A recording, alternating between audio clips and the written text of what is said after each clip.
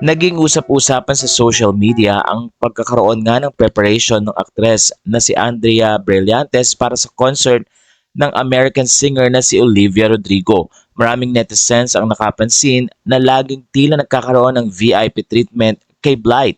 Kaya naman ayon sa mga fans, nagpakita ng resibo si Andrea na kung saan ay kinuwento ni Andrea na maaga siyang pumila para makatapos at makita ang concert ni Olivia Rodrigo at magkaroon ng magandang space na mapapanooran niya.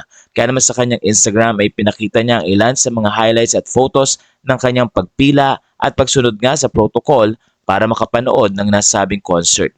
Ilang mga fans na nagsabing hindi sila naniniwala sa kwento ni Andrea na maaga itong pumila para makapanood ng nasabing konsyerto at sa halip ay may mga connection daw ito para makaupo ng maayos sa nasabing concert.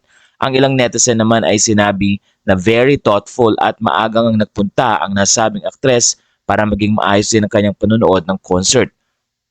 Nagbigay din sila ng tila commendation kay Andrea dahil very supportive ito sa concert ng half Filipina na si Olivia Rodrigo.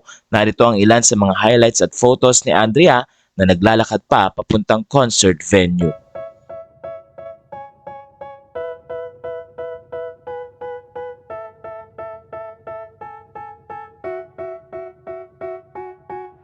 They tell me that I'm never gonna make it. They want me to do something that could make sense. They hate when I keep dreaming I'll be famous, but I don't give a fuck, I'ma keep chasing.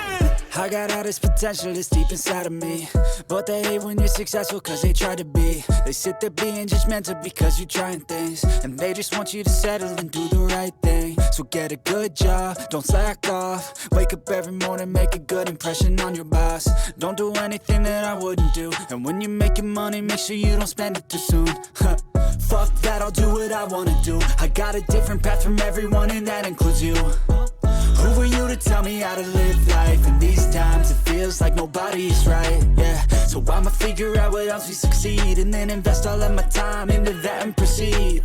I need whatever the hell could make me happy, and I don't think you have a clue what could that be. They tell me that I'm never gonna make it. They want me to do something that could make sense. They hate when I keep dreaming I'll be famous,